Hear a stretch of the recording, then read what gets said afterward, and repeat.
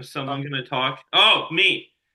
Yeah, you. Welcome to the another brand new episode of Tribal Council Chat. As always, we are your hosts. My name is Bruce Heller, My name's Brett Parnell. And my name's Kevin. and this is Roundtable Talk. That's a lot. No, this is not Roundtable Talk. Not yet. This is Tribal I Council know, I'm Chat live joking. from the Harry Reid International Airport in Las Vegas, Nevada, where we're all Woo! in the same country for a change. Why is the airport hairy? Pardon? You said the airport was hairy. Harry Reid, like the senator of Nevada back 10 years ago. A, I don't know senators. B, I didn't hear the whole thing. I didn't I'm, realize that was the name of the airport. I thought you were Oh, describing it, and I was very I'm sure confused. there's a lot of hair in it. I'm sure. Probably. I mean, it's Vegas. It's packed. Yeah. And a lot of people have weird hair in Vegas. But I'll be in Seattle tonight, so Nice. Right on. So, Brett, do you want to talk about what this episode is? Since Kevin is on, I need to grab something I meant to grab before we started, but yeah, take it away. absolutely. So this is last episode for season 48. It's a rite of passage / fantasy draft episode. Kevin is with us, who participated in the fantasy draft, who won the fantasy draft once again for the third season in a row. 3-4-3. Maybe Bruce and I'll unseat him by 50. Who knows? You wish. You wish. Yeah, we wish. Probably by 70. Hey, oh my gosh, Bruce, you're ridiculous. I But did this what is the our Chiefs fantasy can't draft do. and rites of passage episode. So Kevin is going to go through as we go through each player, the how they placed in the fantasy draft and what impact that had, and then we're going to talk about each player's game and who we feel that they played like. So similar to what they used to do in the old school seasons with the rite of passage, but it's the three of us talking about that player instead of the other contestants. And I can't wait to see them bring Rites of Passage back for 50 with a 24-person cast. Yeah, I highly doubt that's going to happen. Oh, I know. But, by the way, Kevin, since we're having this little roundtable talk reunion here, me and Brett were talking about this. How many days, if you had to guess, do you think 50 is going to be? Because we disagreed on this. It's going to be 26. That's what I said. I don't know how they're going to do it with 24 people, but... So I've heard a theory about how they're going to do it with 24 people. And the theory is the pre-merge game is going to have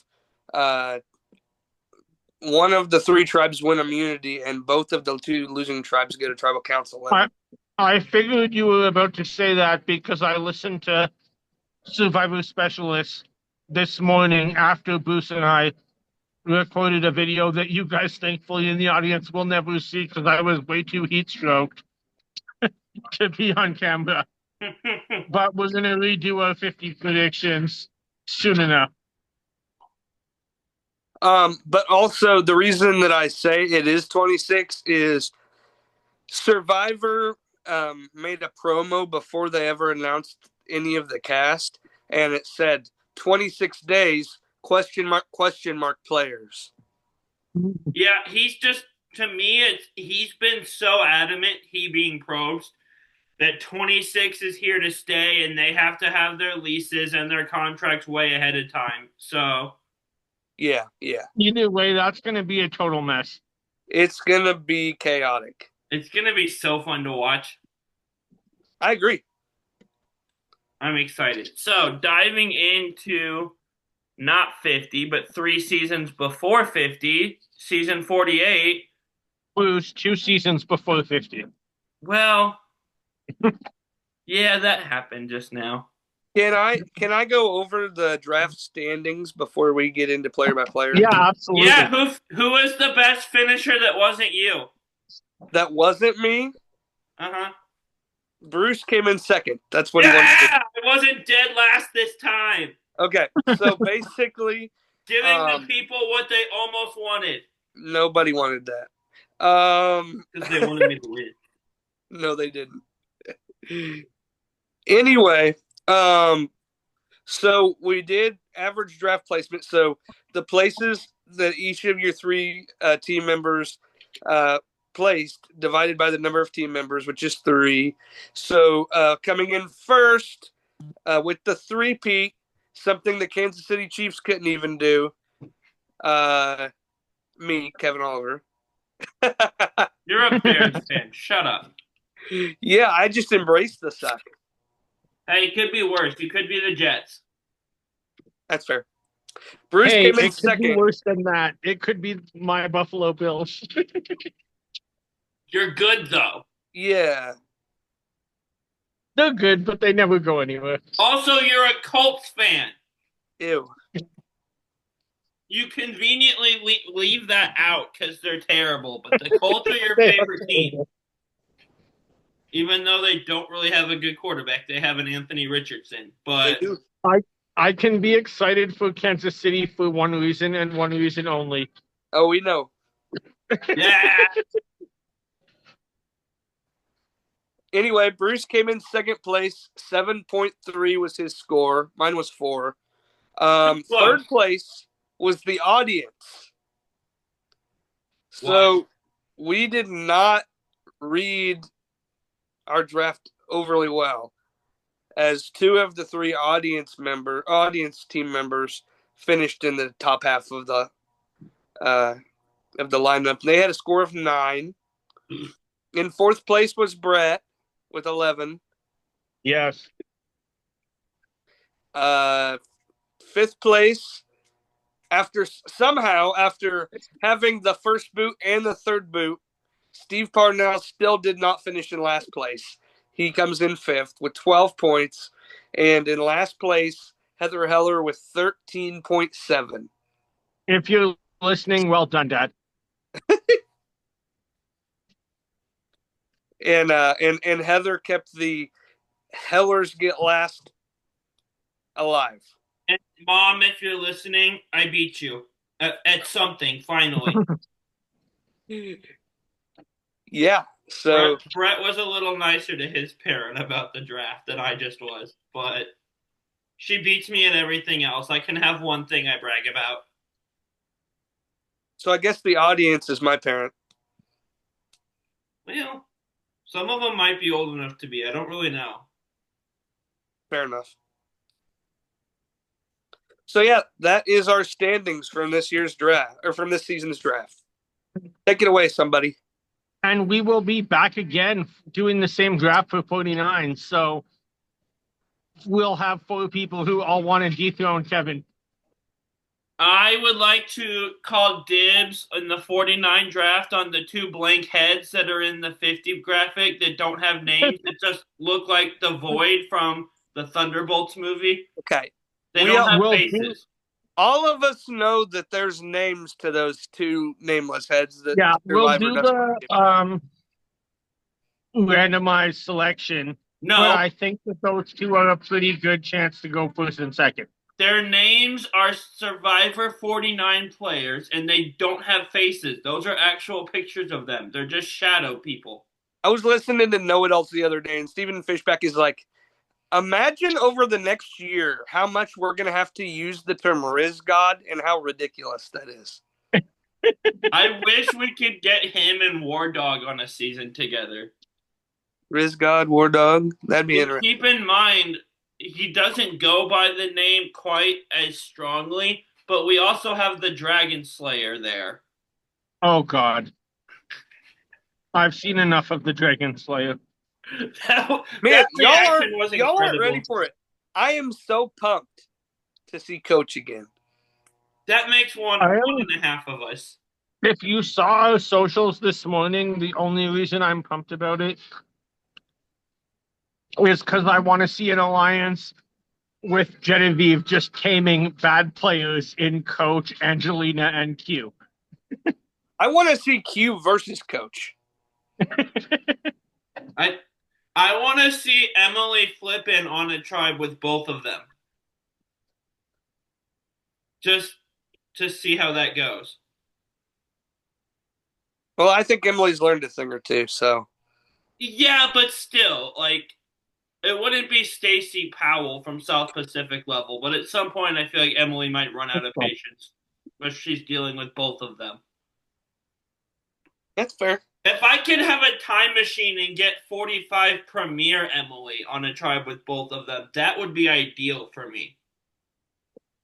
Yeah, If I could have a time machine, it would just be to get Emily and Michelle to play on the same season. Every award involves having a lot of wine. Well, yeah.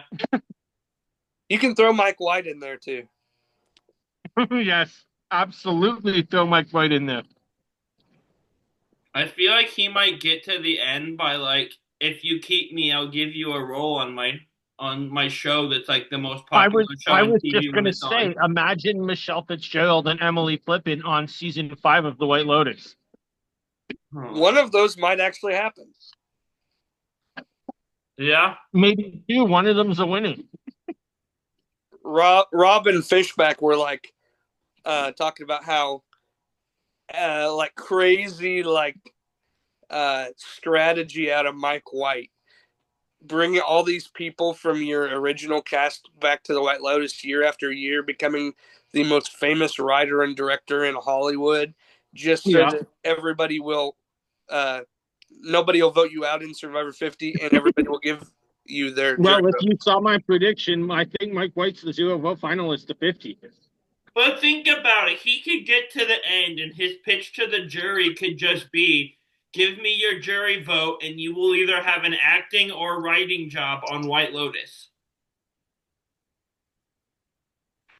Boom. Yeah. Jeez, I'm so smart. We'll talk about that show another time when I'm at the Four Seasons in Bangkok in about 6 months. Well, I'm not doing White Lotus coverage. I don't have HBO Max. Me either. No, we're not, but I mean, he meant 50. My next trip is going to have quite a bit of Survivor content, be it White Lotus or be it staying on a island that has a very special place in my heart. Right on, right on. But what do these people think about the Emoji Movie? That's the important question.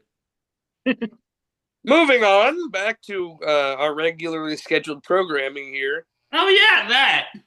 Yeah. I'm not the one forgetful today.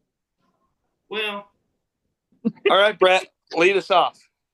All right, so let's get started with the first boot of the season, and that's Stephanie. What are your thoughts on her game for the very limited amount we saw? I read her so wrong. In my original picks, I had her top 5. Wow. Oh, wow.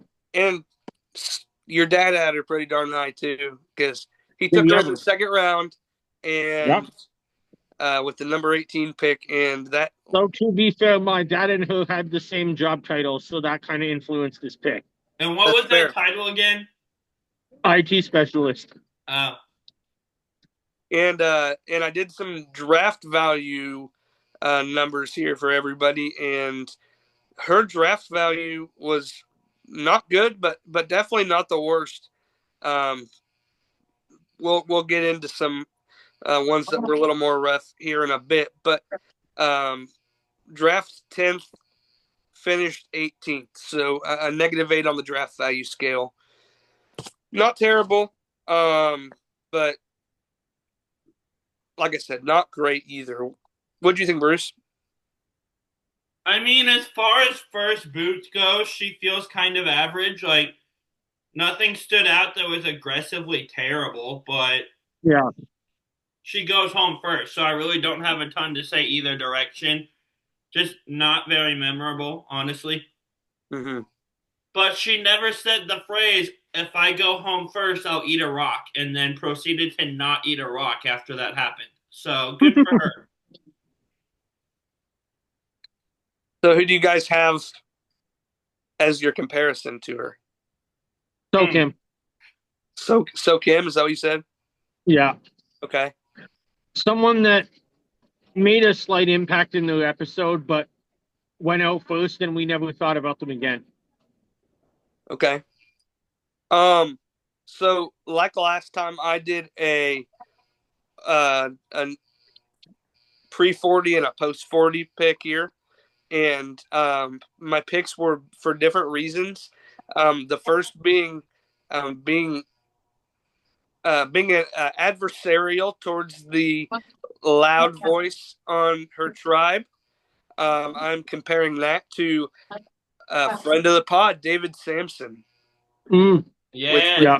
with his again being against Garrett so heavy in that first episode of Kagiyan. And then Garrett from the deserved new it, but he area, was too strong about it.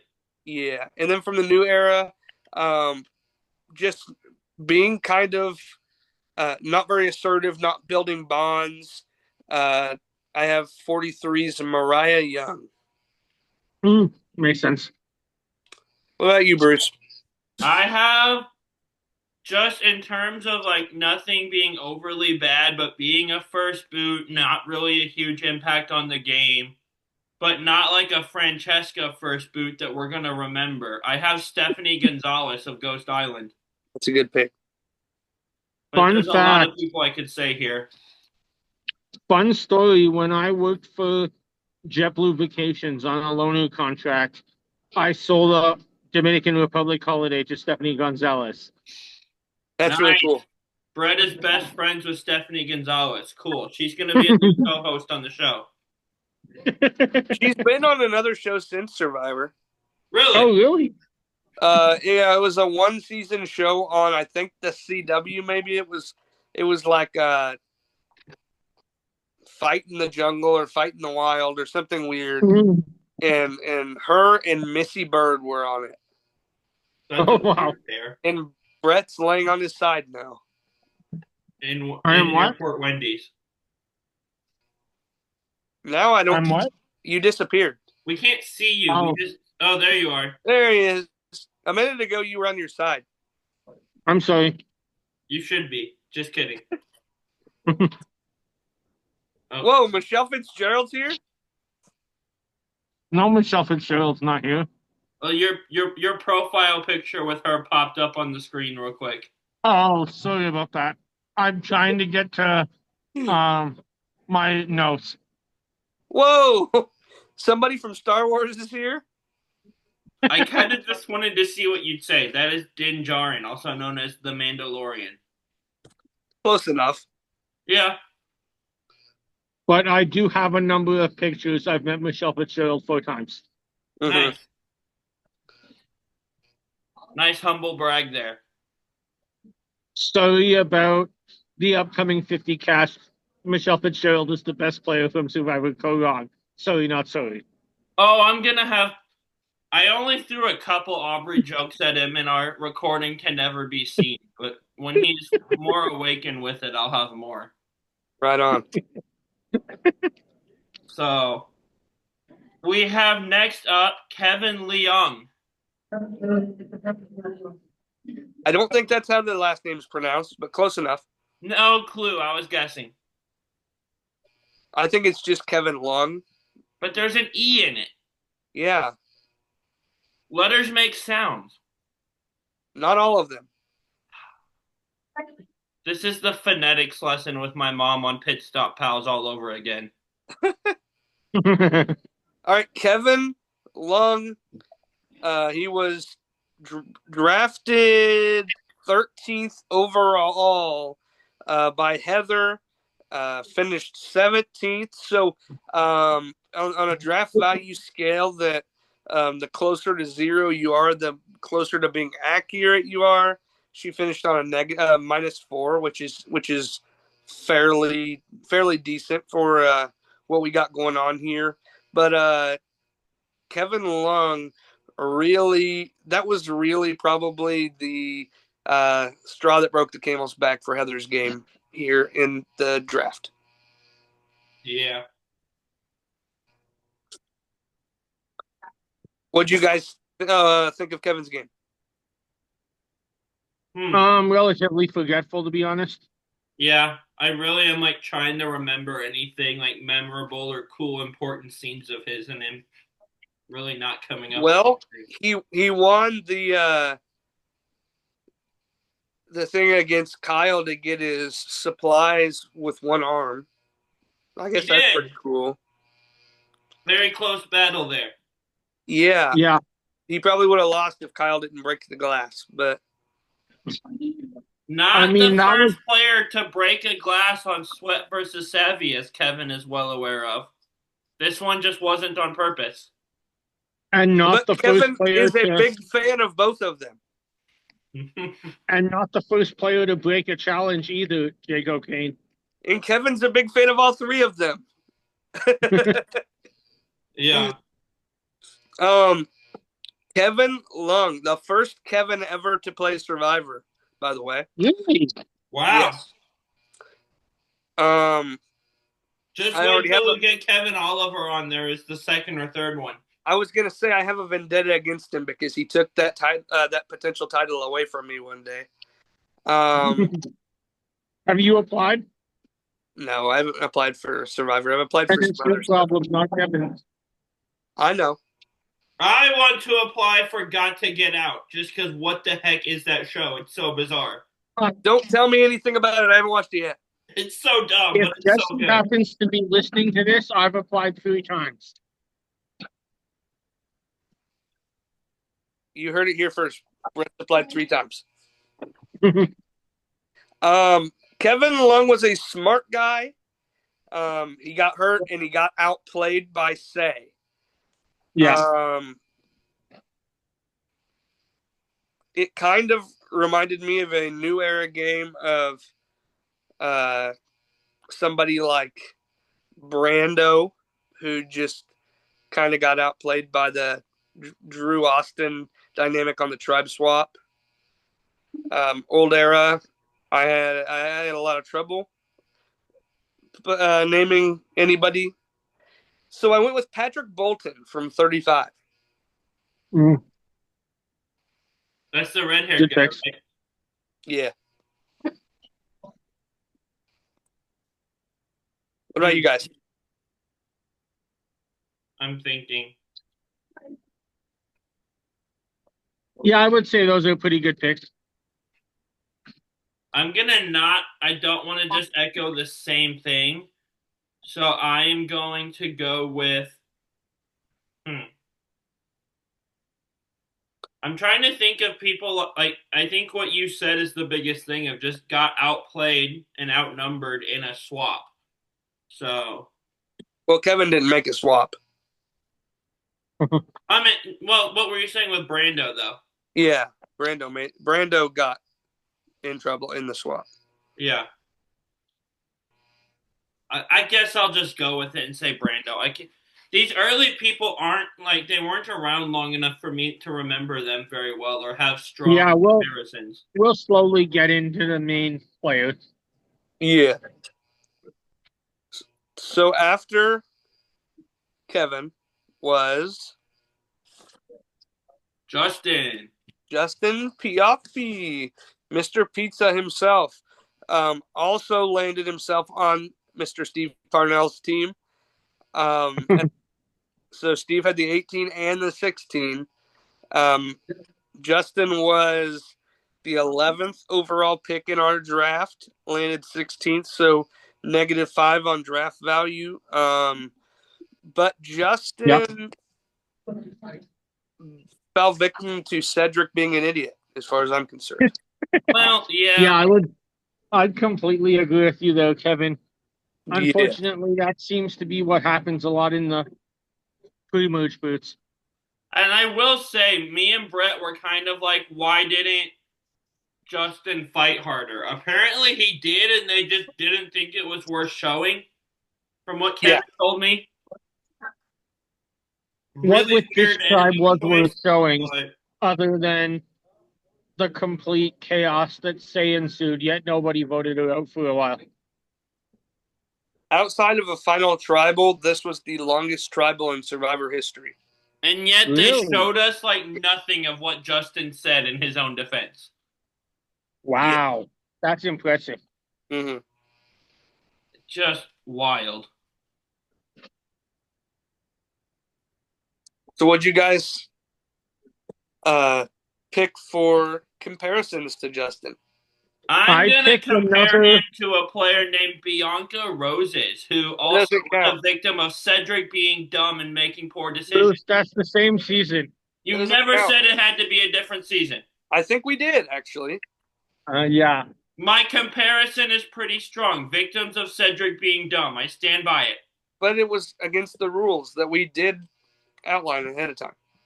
Either way, I'll let it Such a slide. good answer, though. I'm gonna give my comparison to Justin's game to another new era early boot, and that's Claire Afson, Okay. who just came into the game seeming like they'd be a strong player, but didn't really make it the impact early that I think the audience expected. Yeah, that's valid. I didn't have a good new era comparison, so this is the one I didn't have both. My old era comparison is a man who trusted too much, because he trusted that Cedric was going to, Not be an idiot. yeah, that he was just gonna uh, keep him because of their relationship. So Yeah. I chose a person who trusted too much on two occasions, Mr. Matt Elrod. Mm. He And that's trusted somebody who not only trusted, but trusted a man named Rob Mariano. exactly. Since I am being unfairly forced to change my answer, I am going to go with someone else who shouldn't have been as trusting, and that is Lex, specifically in All Stars, because Lex was really good in Africa. Also to Rob. Yeah. Uh-oh. Is he frozen? Those reference. Anyway. I He's back. stand by my original comparison, though. I feel like that works. Yeah, that's a good pick. So who's next? Who's next? You tell us, Thomas, Bruce. It was your a pick. player from Bruce's team. What's your draft summary, value comparison, stock market stuff for Thomas? Thomas Crottinger. We're gonna ask Olivia Rodrigo what she thinks about his game. I want to get him on the show and mention that and hope he FaceTimes her during us recording or something. That'd be cool. Thomas Crottinger was the second pick off the board and the 15th place player in the game. And that gives Bruce, while he didn't finish in last, that gives Bruce the title of the player with the worst draft value on the board. Oh, if With only this pick, Shaheen knew how to search a bag well enough. And I hate when people search bags, but with this pick, Bruce got drained dry like a goddamn vampire. I stand by this pick. It didn't work, but I don't think it was a bad pick. That's valid. That's valid. It was just, yeah, negative 13. That was the highest negative value we had. If you listen to his exit though, apparently Shaheen didn't search the bag very well, and if he had done it the way they normally search a bag, they would have seen that idol. So I'm gonna blame him for my shortcomings, even though I love Shaheen. Yeah, get Shaheen's name out your mouth. He came at Fair Play on Twitter at one point this season. I love that. So what'd you guys I think will about have to look Thomas at that. in terms of comparison and stuff? Thomas. Mm. I'm thinking people who are interesting, super strategic, been on the villain side, but didn't go very far. Yeah. These people went a lot farther, but I'm feeling like it aligns with that strategic, with that villain cutthroat side, and I'm gonna say an Omer, a Shan type player. I'm thinking of somebody that I expected to go further who was well known like Thomas, but just in it, and that's going all the way back to Exile Island with Dan Barry. Huh. Oh, nice. That's the astronaut. Yeah. So Yeah. I do have an old era and a new era pick here. The things I use to describe Thomas and to pick these people are a villain, so much potential but fell victim to overconfidence and or an idol. Specifically, the overconfidence part is where I was going with these picks. My old era pick is Jim Rice. Good one. Kind of low key villainous, not overly, but neither was Thomas overly. Had a lot of potential, but fell victim to overconfidence, and so Yeah, did I like that. from the new era Matthew Grinstead Male, whose overconfidence led for him to basically screw up his shoulder and have to be taken out of the game. Yes. Good for him for being adventurous, though. Hey, you say so. I don't want to deal with that injury. I mean, not the results anyone wants, but like, how many times are you gonna have the opportunity to rock climb in Fiji? Like, go for it. I mean, if you win $1 million, you could definitely go back rock climbing in Fiji. I mean, Go you're low. not going to have an opportunity to win $1 million like this every day. I was just in Vegas, and safe to say, I didn't win $1 million. Well, just don't fall, and it's fine. His Brett, problem wasn't the climbing; it was the falling. Brett, you didn't put enough money on that horse number 3. I did not know betting on toy horses was a thing until I saw that picture that he posted today. Seriously? Yes, I've it's a never thing, seen and that. it's really fun. And I may have lost $20, but I got 3 free glasses of wine and a free margarita, so I won. And That's worth more than the $20. $20 you lost. In Vegas, that's worth $80. Yeah. Okay, so next up we have Thomas's bestie from the season. Yes. Bianca. Roses. I'm guessing that I will not be allowed to compare her to Justin. No, you will not be allowed to. No, but I have a comparison for this player when it's time. Okay. So Bianca was drafted 3rd overall by Heather, and Bruce, you might have been having the worst draft value in a player, but Heather had the second worst. So while you were -13, she was -11 with this pick, and so don't feel so alone out there on an island somewhere.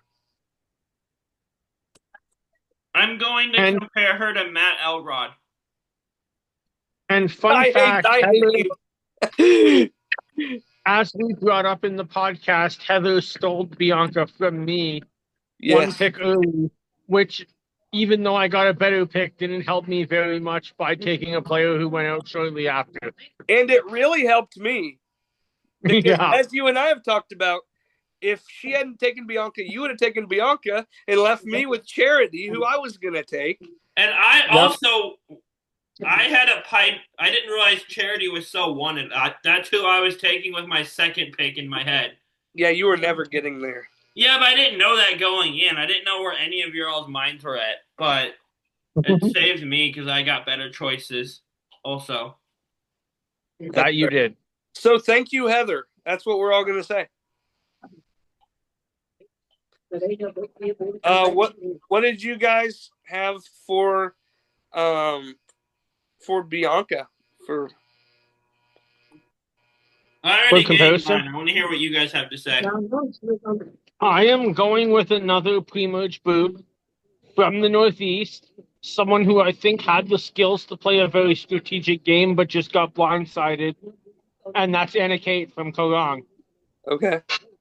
Shout out to Bianca. I am not accusing you of being Anna Kate on the internet. Fair enough. So for me, I was looking for people who struggled to keep things to themselves because that was Bianca's downfall. And the old era person I came up with is somebody who is far and away worse than Bianca. I am not saying that Bianca is as bad as this player, but they do have that similar quality together, and that is two-time first boot Francesca Hoagie. Mhm. Would not keep I like things it. to herself. She tried to poke it at the specialist, and she got burnt. Yeah. And then with my new era pick, it's Drea. Who was your new era one? Drea. Oh, Yeah. Good one. Bruce, are you sticking with Matt Elrod? I am. Okay. Because she trusted Cedric, and Cedric did not come through and make a smart decision. So Yeah. Cedric opted for the second time to send someone home that wanted to work with him in favor of someone that he actively said he couldn't work with long term. Yeah. That did happen. So our next one up is Miss Charity Nelms. Brett's big. Like I said, I got for one this round out of it. This is the episode we were in Chicago for, me and Kev. Mm. Yes. And So, Charity was my winner pick. not Let's mine. see. Yeah, and somehow she went farther than everybody else in the draft's winner pick. Well, yeah. Yet you did not pick her with your winning pick, so I hadn't even had a pick when she went off the board. Yeah, he was going to. I was going to. makes sense. And then I probably wouldn't have gotten the winner. That's true. So yeah, I picked Charity with my first round pick. I think that she played the game as well as she could, just clearly had some social skills. She right away connected with Mitch, who was also on the bottom of that tribe, but didn't really expand, and that was her downfall. Yeah. We had our draft, second, third, and fourth picks went in 15th, 14th, and 13th. So Nice. This draft is embarrassing. yeah. So once again, now Brett, you have the third worst draft value in a pick. Ha ha. Yeah. Nana nana boo boo. Bruce, you were still had the worst. So Yeah, but we're not focusing on that anymore. The vibes are high now. Why am I Anyway. wearing my cloak? Charity was aggressive early, not vibing with people. Who did you guys have her compared to? I had her to another similar demographic from Cagayan, and that's Lindsay. Lindsay Ogle? Yeah, The who one that had quit? a crew number one with Cliff, but didn't really expand beyond that in her tribe.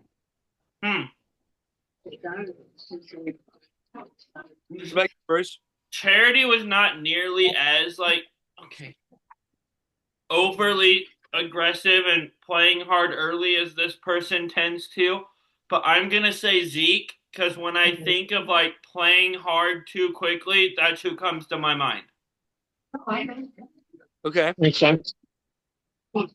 So the reason I wouldn't compare her to Zeke is not because of the aggressive side, but because of the side of while Charity was aggressive too early, she also wasn't vibing with a large amount of people. As Brett said before, Zeke had a lot of people still that were with him. But somebody who started out playing aggressive too early and did not vibe with the tribe was Mr. Jacob Derwin from Ghost Island. That's a better one than mine. Yeah, that's a good one. And I also, for a new era pick, I have Abraham, who was a first boot, who also just did not vibe with the tribe. He didn't necessarily start out super aggressive, but he did not bring the vibes. Yeah. Yeah, that's a better one than mine.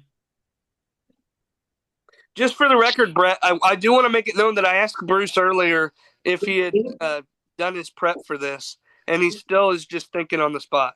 I did a little bit. I didn't come up with a whole expose on every single player. I did. Yeah. You put the most effort into this, and you're not even a host on this show. It's just like the draft, man. You don't know how many hours I put into my draft. I know because you keep telling me about it. We can tell you put as many hours as my dad did. Slightly different results. Slightly different results. So next up, Kev, give us your draft value stock market exchange recap on Say. Say Hughley, she was the lowest placing audience team member, which is pretty sad for us. Yeah, it is. This is the 7th person we're talking about. Especially with someone who was such a big character this season. Absolutely. And was at least in contention for 50. Ooh, yeah. Ooh, I have a comparison. I actually thought we'll get there. Pick me. We'll get there.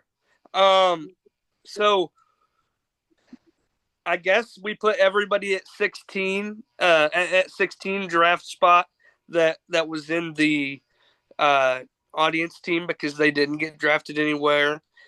So she finished 12th plus 4. So not super high, but not super low either. And she, but she definitely exceeded all of our expectations. Yeah. Okay, Bruce, you can go now. I actually thought of this in advance because I thought it during the season, and it's someone that me and Kevin have met and was either taller or shorter in person than they looked on TV. I don't remember which one. Shorter. He was shorter in person. And that is Rome Cooney. That is the exact same name that I had. I don't have that name, actually. It's such a good comparison. So when I think of Say, I think of a couple things. Loudest person in the room. She played hard constantly. And she was such a threat that she wasn't a threat. Thank you. Those things describe one person in my mind, and that is Mr. Russell Hantz. Interesting. That is my Russell is kind of good at the game. He's good strategically, at least. But I never said anywhere that he wasn't good, that she wasn't good. I think Russell is a higher caliber player than Say is. I think Rome is pretty even. I don't know if Say was good at the game or not. I know that Cedric was horrible at the game, and it made Say look like she was better than she was. If Cedric just made logical choices, Say goes home a lot earlier. My new era comparison was Caroline, by the way. Just based on the loudest person in the room. That's where I was going from. Wow, so you're not with us at all on the Rome one. No, I was not. As far as following people around everywhere when they don't want to be followed, or just causing friction, telling people they aren't allowed to take naps versus whatever Rome was doing with his threat ultimatum. I think you made the right pick. It's just not the pick that came to my mind. Okay, I thought you were disagreeing with me on it for a second. No. It's just not what I came up with. Fair enough. Makes sense.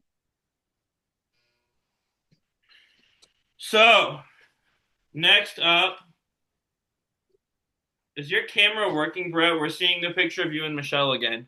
Yeah, I can't wait. I can't wait to hear what Michelle has to say about Cedric. Next up, though, speaking of the man, the myth, the somewhat legend, the brain, one would say, the decision maker. Tell us about Ced, Kevin. Yeah, Brett drafted Cedric 14th overall. Which how much Brett talks down Cedric's game. Brett still, with this pick, became the first person we've talked about today with a positive draft value. Wow. I'm impressed. Drafted 14th, finished 11th, plus 3. Cedric McFadden made some questionable calls, but it got him to being the mayor of Ponderosa. Yep. Yeah. That it sure did. And I mean, when you think of the fact of how did it progress Cedric's game, maybe it was a smart idea to get rid of Justin and keep Say, even if it didn't seem like it at the time. Because Yeah. that tribe was going a whole lot of nowhere. That's fair. Yeah, that's true. So what do you guys have for comparisons? I have, and this is an extreme example, but my biggest talking point was said all season was just, in my opinion, not great decision making, not smart decision makings at Tribal. So naturally, my comparison is Eric Reichenbach. Interesting. Neither of Ced's decisions were as dumb as Eric's, but you can't think about dumb decision making and not have your mind go to Eric. So You went with Eric. I used another player who just seemed to be good at interacting with his tribe, but didn't have the whole social skills required for the game, and that was Rupert. Mm. Rupert was a great shelter architect, though. Absolutely. Just dig a giant hole in the beach. Let's ask Raphael from Panama about that one. So Cedric McFadden, the flipper to the max, as I described him, never made an optimal decision. Wasn't there some movie about a whale or a dolphin called Flipper? I think so. My old era It's going to be a movie about a girl drinking wine on the beach named Flip In. Yeah, it's about a dolphin. It came out in 1996. I've never seen it. I don't know why I've heard of it, though. Huh. I've heard of a lot of movies I haven't seen. Fair That's enough. besides the fact. Bruce, with my old era comparison, I agree with you. Yeah! I am smart! Reichenbach. With my new era comparison, somebody who I believe never made an optimal decision, Miss Katura Tops. Mm. Oh, yeah. I think back to specifically the Final Five vote from Survivor 45 as my biggest example. But Katura had potential. It's just her entire game was like defined by one weird vendetta. And once that person went home, she became likable and fun and an interesting character. But she still never made an optimal decision. No. Yeah. Which is where I was going with this comparison. Yeah, I just got sidetracked. That happens sometimes. Sometimes? Yeah. Yeah, okay. So next up, we have Chrissy. Tell me about her. Chrissy Sarnowski, the highest placing finisher on Heather's team at 10. Wow. Yeah, she was drafted with the 8th overall pick. So a -2 on the draft value scale. Chrissy did well enough to get her spot on the jury, and we heard some. We got some fun moments from her at Final Tribal, but yeah, that's what Chrissy's placement looked like in terms of our draft. Nice. Yeah. Comparisons? Yeah. I am not a fan of Chrissy, but I'm going to compare her to someone I am a fan of. And when I think of Chrissy, I just think of her sitting at Tribal, just insisting that people play the game her way, because the other people's way was working, and she wasn't in on that. So, and I just, for some reason, what comes to my mind is Sierra Easton in Cambodia, just telling people play the game. When I'm a big Sierra fan, I'm not a big Chrissy fan, but that's kind of where my mind went here.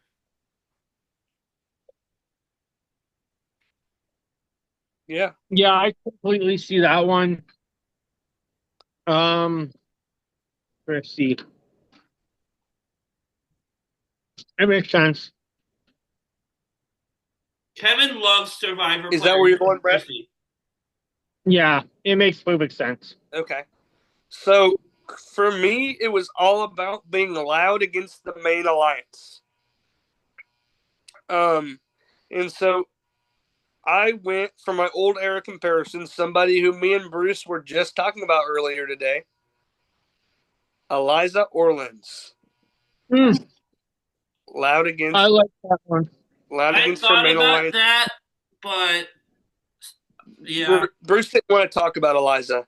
That's No, what it's it. not that. I just Sierra I felt like a better like closer comparison to me because it was kind of the same Kevin, you being messaged loud. the wrong co-host if you were interested in talking about Eliza's game. Yeah, that's one of the players me and Brett don't agree on because he's a big Eliza fan. Absolutely, I am. Interesting. My new era comparison though was somebody who Brett loves his new era queen because of her all about being loud against the main alliance. And who's that? Sydney? Makes sense, yeah. Yeah. Yeah. Ugh. I will say it's good that we had another Chrissy on the show. Kevin loves Survivor players named Chrissy, so it's always fun to add another one. No, I do not enjoy any Survivor player named Chrissy. Oh, All you two of should, them. you, especially when 50 comes around. Brett, you've seen my ranking of how I like every player on the 50 cast. I don't need to get too into the 50 cast, but I am with Kevin in the fact that I saw Chrissy Hoffbeck and my mind was just went to why? Why do I need to see you again? I'm not surprised, but I don't like it. So next up, we have the milkman. We have handsome Squidward himself, David. Knock, knock. Who's there?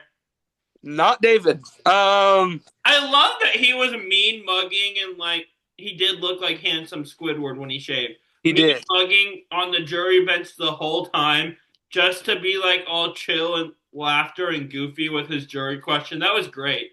Yeah, he had to make them sweat, man. David Kinney finished in 9th place. Brett Parnell's highest finishing team member here. He I was did it. He wasn't such a bad pick, despite you guys laughing at me. I yeah. didn't laugh at you. Okay, so I knew that he was gonna make the jury, but I also knew that there was no way he was getting to the end. That's why I didn't want to touch him with a 10-foot pole. Yeah.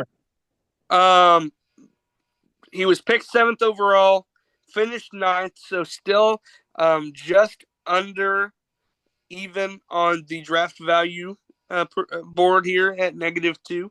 But David definitely made his presence known on this season. That's for sure. Yeah, he definitely did. He was certainly a big character, even with going out a bit early and made it known for himself, like you said. Mm-hmm. And my comparison for David was Malcolm. Interesting. I feel like Malcolm's more likable at least. I would agree. What do you got, Bruce?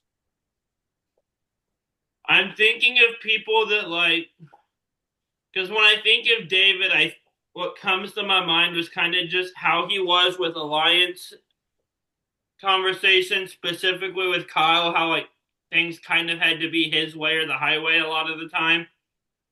And I'm trying to think of someone who was like that. There's been a lot of them. None of them are coming to my mind at the moment. But So you want me to Well, go? you think yeah. I went with Malcolm for that reason is that David was likable. He had decent social skills, but not good enough to win. And he was a strong physical threat. Yeah. So I have a strong guy. He was all about the loyalty and integrity. But I think he came off a little too bossy at times, and that ended up becoming his downfall. And so I actually compared him to a winner who, though it wasn't his downfall, he was a little too bossy, and that was Mr. Tom Westman. Mm. That's a good one. Oh, I really? see that. And The my new first era one comparison in this podcast. was Bruce Peralt. Oh, yeah. I'm going to go with a player I love, but on his last season just seemed like a different version of himself and kind of was more bossy, not as likable.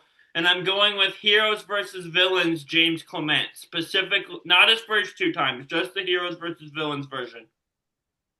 Okay. Interesting. Because James is a player that comes up in my list at some point. Oh, But cool! no. He might come up on mine again. There was another player I was thinking of him with, but we'll see. He never comes up on my list. Lame. James is awesome. Oops. In China, Kevin, James just pushes over a tree and knocks it down. Kevin bringing up Sydney, did you ever hear her story about James? No. That Sydney met James in JFK Airport as a young child and Really? was like completely starstruck. That's funny. All right. After David, we had Star to Me. Second member of the audience.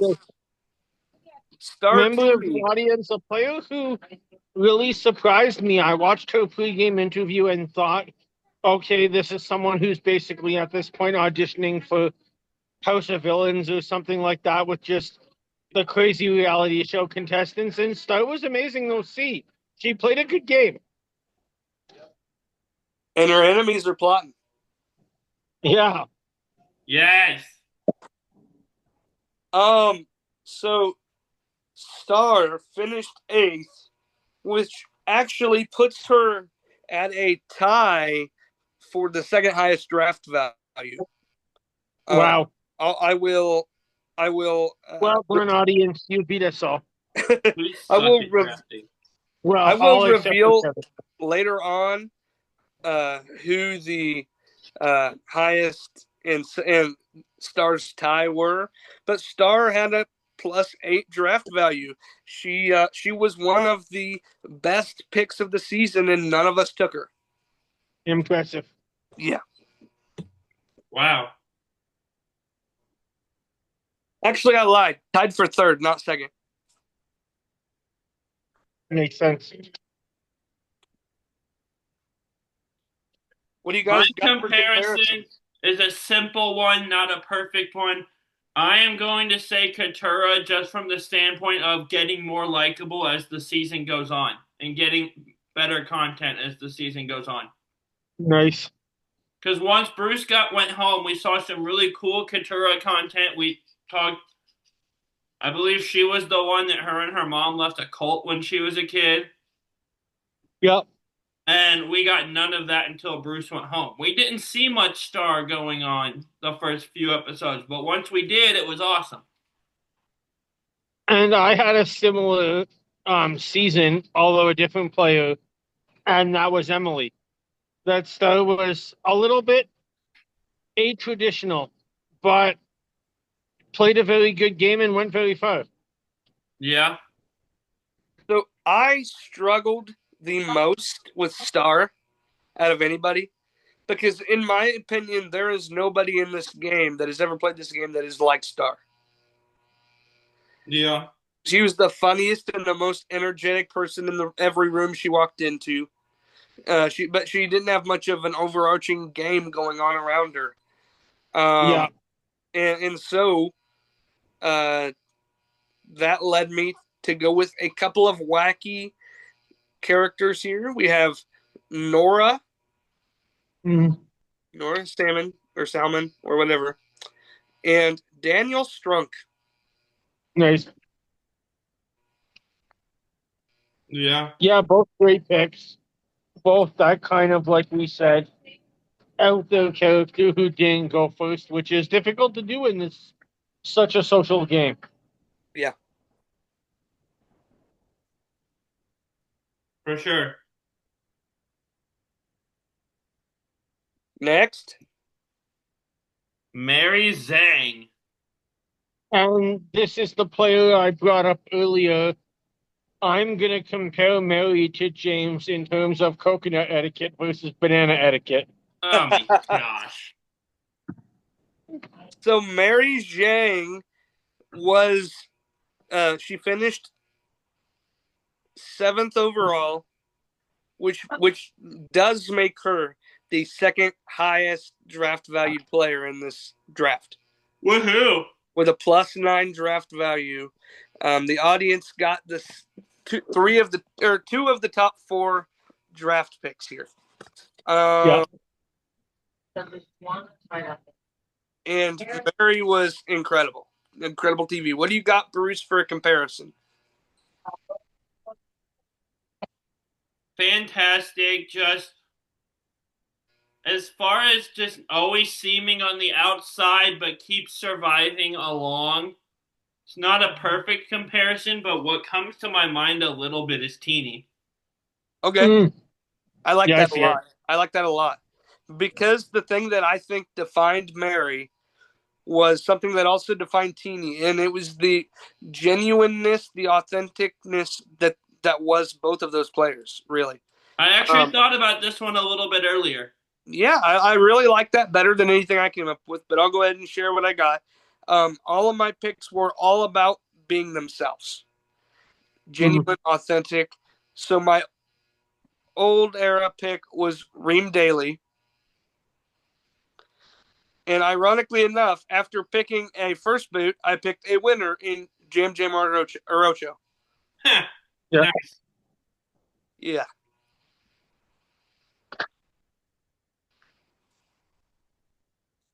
Yeah, I definitely see that being a good pick as well. Mm-hmm. Hey, so next up we have one of Kevin's draft picks.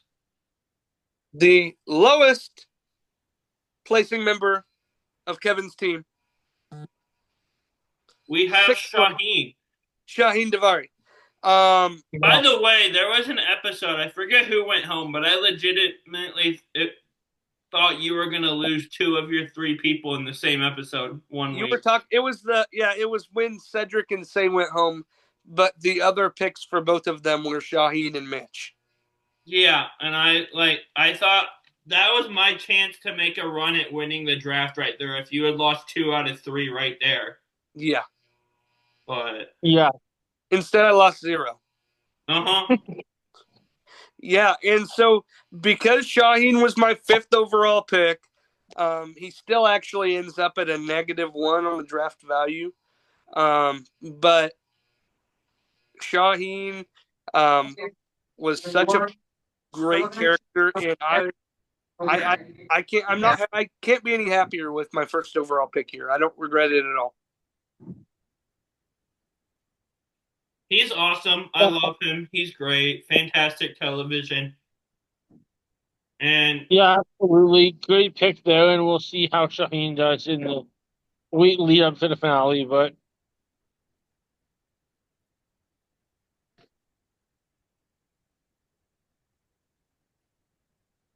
What do you guys got for comparisons to Shaheen? comparisons to Shaheen. I'm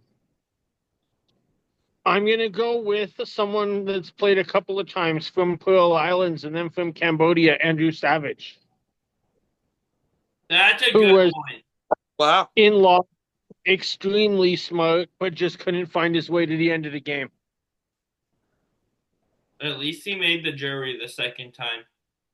What I about you, think he's Bruce? happily married and didn't need to worry about who's going to date someone, whether they make the merge or not. Savage is a really good one.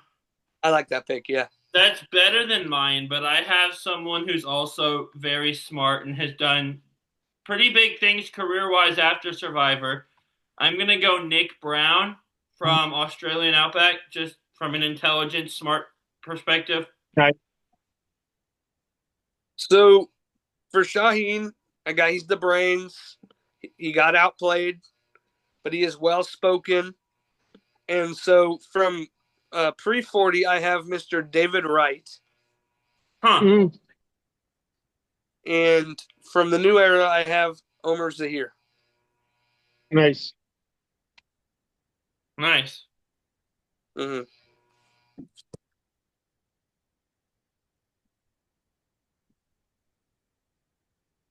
So next up, we have another one from Kevin's team. Geez, you lost two people right in a row. Gosh. Yes, but wait till you hear this. We have Mitch Mitch. Herrera was the single best pick in the draft. Huh. Nice.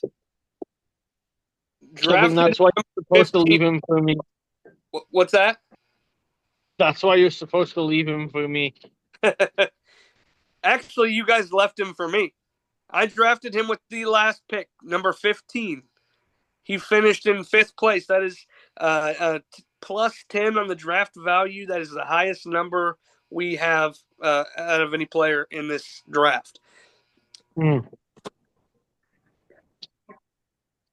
Wow. Yeah. So what do you guys got for Mitch? Mm-hmm. Go ahead, Bruce. This is hard because the player I'm going with is someone that just kind of talked about feeling like nothing ever went right. But this person called themselves Charlie Brown with the football. They actually tried to make moves, though, that just didn't work out. Mitch, it felt like nothing went right, but that was his own doing. But I'm going to compare him to Owen anyway. Okay. Yeah, I like that. We had two Charlie Browns. I didn't know which one you were going to say. Oh, yeah. Going with the OG with Owen. Mm-hmm. Yeah, I definitely like that pick. Um, Owen is, like you say, someone that does very well, but kind of messed up the social game, so it works here.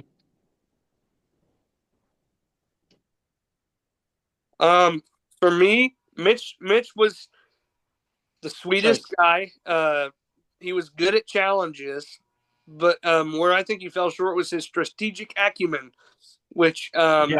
leads him very much to fitting in with my favorite non-winner of all time, my old era pick, Keith Nail.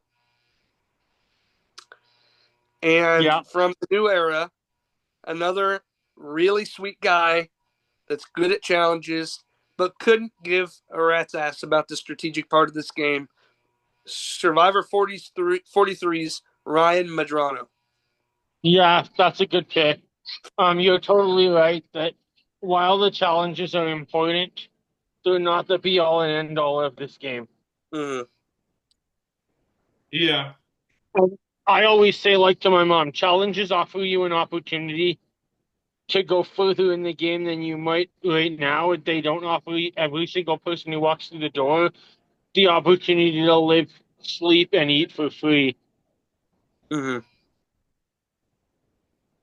in regards to the game. That's a good point. Next up, we have my last draft pick, I think. Brett somehow did not pick the Canadian this time. We have Camilla. Yeah, she was a great player. Camilla was someone that I really underestimated. You're right that I normally pick the Canadian, and when I looked into her, I just assumed that she was going to be more like an Erica and less like Genevieve. And I ever get that wrong? Killa Camilla here. Drafted 12th, finished 4th, tied for the third best draft value at plus. Yeah. Heck yeah, I'm good at draft value. Keep in mind, you also had the worst draft value. No, I'm specifically not keeping that in mind. I'm only remembering the things that make me feel good. There you go. There you go. Yeah, that's what I got in terms of draft value with Camilla. Camilla. Who do you guys have for comparisons? For Camilla,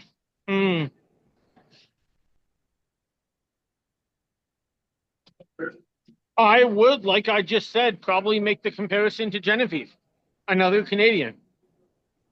And probably your first pick in our 50 draft. I'm predicting that now. But More than likely, depending on what pick I get. Yeah, you're right. unless I get a You go higher before pick, then you me. would just want to snipe your pick. You better Is hope that you your draft pick as before me, well, Brett. Kevin? What? Is she your pick as well? I'm not. I haven't thought about it. I just said that jokingly of if I got a pick before you and just wanted to snipe Genevieve away from you. If I pick before Brett, I most definitely will snipe Genevieve away from him. Okay, we'll see. I probably won't, but my comparison is from the same season as Brett's. Bruce, we all know that you're going to pick D, even though she's like one of the biggest threats in the game. No, I'm going Rachel here. Rachel's not playing. We're talking No, about I'm for my 50. Camilla Brett. comparison. No, we were talking about the 50. Yeah, sure. Oh, no, I can get D later. People aren't going to want to pick her because they think she's going to go home super early.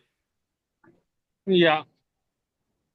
I actually probably wasn't going to take D first, even though that's my favorite. I know who you're going to take first. How? Even I don't know. I'm not going to tell you because I don't want you to change your mind based on my thought. Oh, my mind's going to change like 5 times between now and the actual draft of who I have a feeling I know where you're going to go. Okay. But Rachel is my Camilla comparison as far as just kind of riding the ups and downs of the game, surviving it, being a smart player strategically. Yeah, I think that's a better one. Capital. So for old era, it's all about strategy and also ruthlessness. And when I thought about those two things combined, with old era, I could only come up with the name Sarah Lacina. I think back to in Game Changers when she took out a player just so that she would get Will the legacy advantage. And for a new era, I came up with a few names. The one that I landed on was Shan. Yeah. I also thought about Genevieve, though, Brett. Okay, so not far off. No. May I have your attention, please? Yes. This is a flight boarding call for Motorist Flight 1745 with service to Guadalajara. All passengers should now I think we're boarding a flight to Guadalajara is what the disembodied voice said. All right. That's 100% correct. Viva Mexico. And it's going to the mainland of Mexico, not the Gulf of Mexico. That's good because there's no such thing. Yes, there is. Not in the country, not on the maps in the country you're in right now. That's a good point. Give it a week. Of course it is. I said it. All my points are good points. Bruce, I think you said it actually argues against you more than it helps your case. Not in my mind. Well, yours is the only one where that might be the case. All I need is one to feel validated. Okay. Sorry, I was walking. I finally found a free gate. It's like when I make a joke. In my mind, it's funny if one person laughs. It doesn't matter if I'm that person or not. But next up we have Joe. Joe Hunter, Bruce's 9th overall pick, finishes 3rd. Bruce did well on this pick because when I said big challenge threat and took David, he thought Joe was going off the board. Yeah. A +6 on the draft value. Bruce kind of helped his case a little bit after the roughness that was the Thomas pick by getting. Yeah. I think it would be he got Yeah, he got 2 of the top 5 draft values after getting the worst draft value. I'm good at draft value. Hey, if you add those 2 together, you are in the positive by 1 once you cancel out the negative 13 you got from Thomas.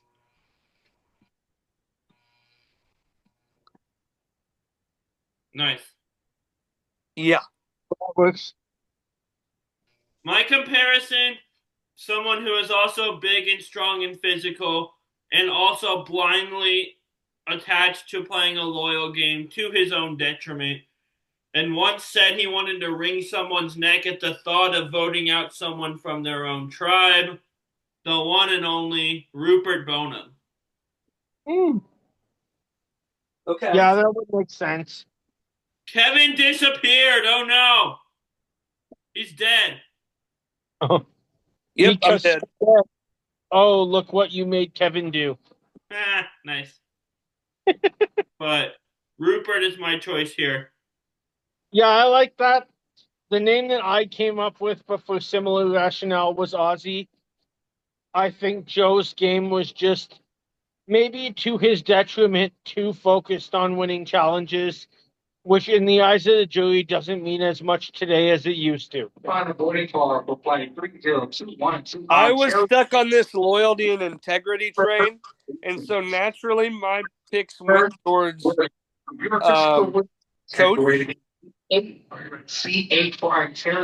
the loyalty and integrity. Like it clouded him making most of the time making the optimal move.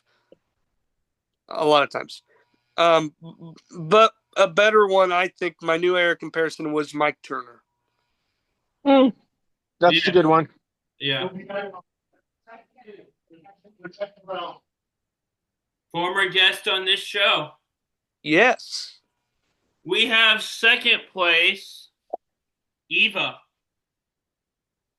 Eva, drafted first overall in this draft, finished second overall.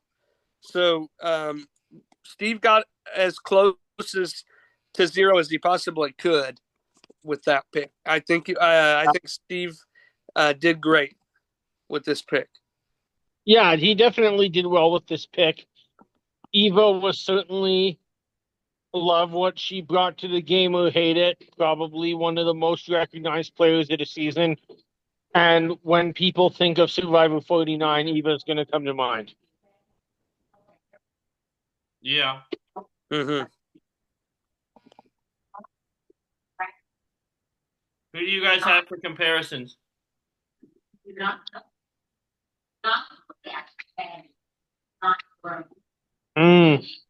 My comparison for Eva is a bit of a unique one because it's not a direct player.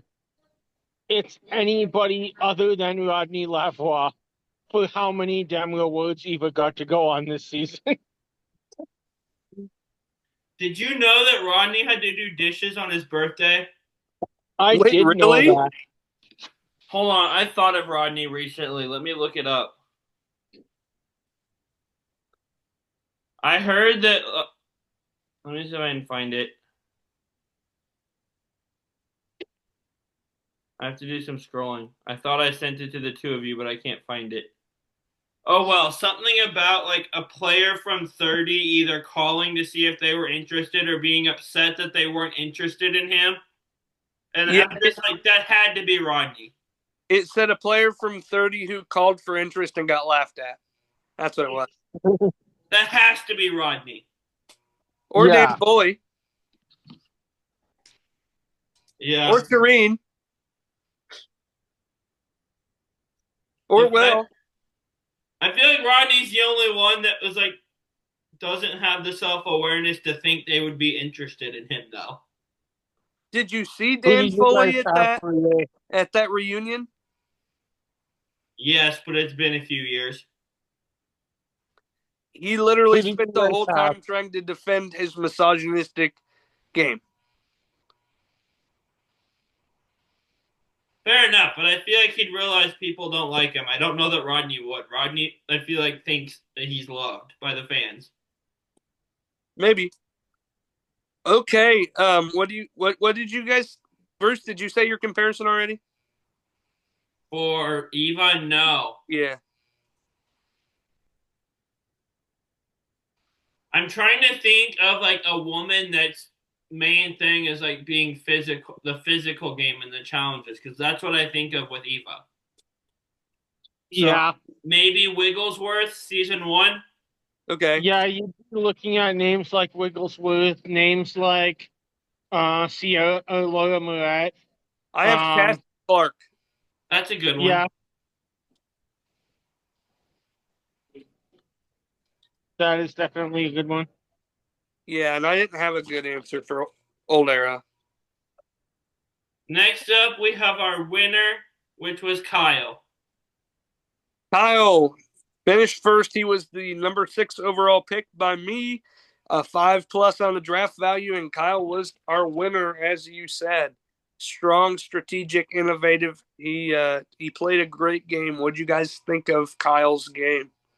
Yeah, Kyle definitely did play a great game. He really touched on all elements of that game and made a big difference in the eyes of the jury and did what he needed to do to make sure that those who had a vote to pick the winner saw his game minus plus, however you want to see it, a slight interjection from Camilla that I really believe swayed the whole game. Who'd you compare him to?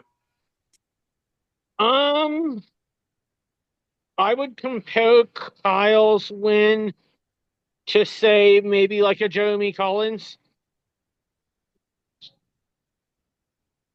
Interesting. Someone who was a loyal player, who was focused on the game, who was very strategic but didn't let every single thing out, if that makes sense. What about you guys? Bruce? Well, I am going to say 2 names. One is Rachel and the other is Kenzie. Because on my new era winners rankings, I have Kyle is at 3 between Rachel right ahead of him and Kenzie right behind him. So that's where I'm going in terms of like a new era winner rankings. Is who I'm comparing Kyle to. Okay. Michelle, what do you think? Michelle's not on this podcast. Yes, but she's on the She is right now. screen again. Yeah, so I was thinking of somebody strong, strategic, innovative. I struggled with an Old Era. I landed on somebody whose game gets quite undervalued in Mr. Tommy Sheehan. Ignore that. There's some sort of fire alarm or something going off in here. Oh, fun. And from the new era. We didn't start the fire. Oh my gosh. From the new It's era. always burning since the world's been turning. Can I finish my sentence? Yeah, so then once you start, I'll start singing the next line again. No. Okay. From the new era. I actually picked a non-winner. Somebody who I think really stole the show during Final Tribal, which I feel like Kyle did here, Mr. Sam Phelan. Yeah, I like that. Yeah. That's a good one. Yeah, that is a really good one. Even though Sam didn't end up getting the win, Rachel or Genevieve was just that far ahead, with like most of the jury seeing it a battle between the two of them for the last 6 episodes of the season. Yeah. But so that left Sam in a position where he had a lot to make up. And I feel like he made up a lot of it, but just not enough. Oh, he absolutely did, and I think he was very close to winning the game. I went into 47's Final Tribal expecting a blowout. Sam was so good, I thought it would be a close vote. And then the vote turned out to be a blowout. So I was just surprised at every turn. Yeah, I hear you. Since we've been talking about draft value all the way here, I did calculate how each of our drafting teams did on draft value. The winner in terms of draft value was the audience.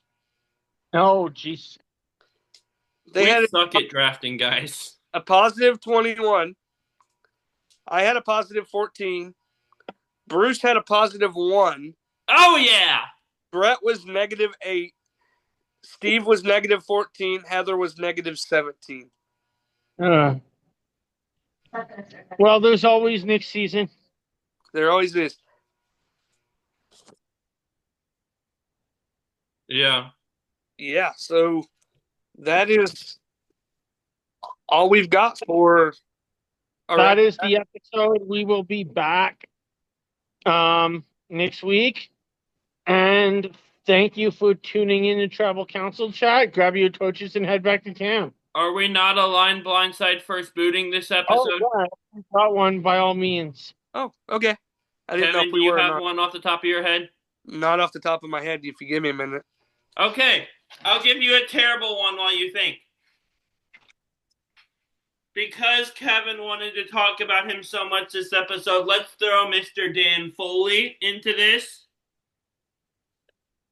And from that same season, who was possibly even worse, Mr. Will Sims. And then Okay, there's no fire alarm. We're good. we didn't. So Kevin, you have Dan Foley, you have Will Sims, and who should I throw in here else? I'll put Nayanka in there. I haven't used her for a while. Only every time I'm on here. No, well, maybe. Man. Well, Dan and Will are new, though. I usually put Nayanka with, like, Colton or someone. I know. You should be thanking me. I gave you a break from the Colton barrage you usually get. Will Smith is, or Will Sims, I mean, not Will Smith. Will Sims. You don't want to get smacked. Will Sims is my first boot. Terrible, but good choice. Can't stand that man. I'm going to say that I'm going to align with Dan Foley because as much as I would be annoyed by him, there is no way he can beat me in a jury vote. And blindside Naoka. Yeah. I like that. I just want to get rid of all three of them in a triple tribal premiere episode, to be honest. Hey, that's what you wanted to do with my 3 guys that I drafted this season. But, well, that was just me not wanting to lose to you again. It's nothing against them. It's only against you. But. And yet I defied all the odds and came out victorious. That's a good show. Yep. Victorious. Yeah. But I'm going to first boot Nayanka. I'm going to blindside Will and reluctantly align with Dan, but try to talk to him as little as possible. Yeah, I could see that. That's exactly what I'm going to do as well. Brett, do you want to go or do you want me to go? I'm going to go with 3 comparisons that I made in this season. So you guys' options are So Kim, Anna Kate, and Dan Barry. 3 pre-merge players. Bruce, you know what you're going to do? I am, off the top of my head, going to blindside Anna, align with Dan, which would be first booting So, because I know the least about So's game.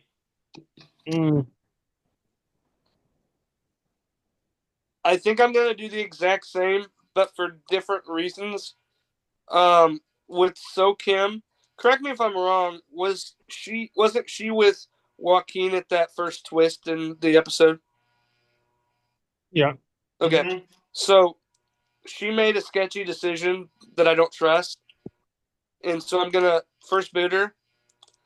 I'm going to align with Dan Barry because I'm hoping that his fame is going to make people not want to vote for him to win $1 million Yeah, and blindside Anna Kate.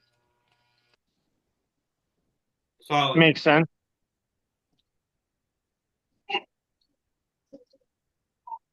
What about you, Brett? I am going to, in this situation, blindside Dan. I think he's the biggest threat here. I'm going to first boot So, who we know the least about. And then I'm going to align with Anna, who I think might not like everything that she is going to talk about, but I have friends that are very similar to Anna, notably Spencer, the guy who keeps calling me in the middle of tribal council chat. And he gives me enough experience to know how to interact with someone in that position. All right. Well, for me, I'm going to give you guys 3 lawyers, since our friend Kyle Frazier, who won this season, is a lawyer. So I'm going to go Dina Bennett from Amazon, Nick Yep. Brown, who was a lawyer, now a politician, and Yep. Jake O'Kane. Interesting.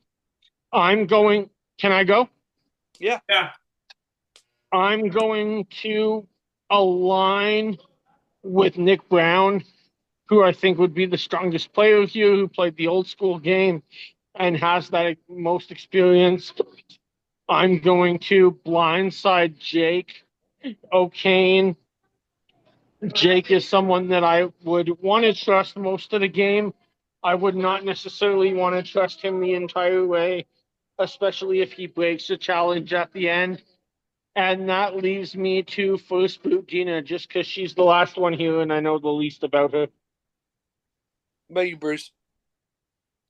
I'm going to align with Jake. That dude seems awesome. He seems so fun to hang out with and work with.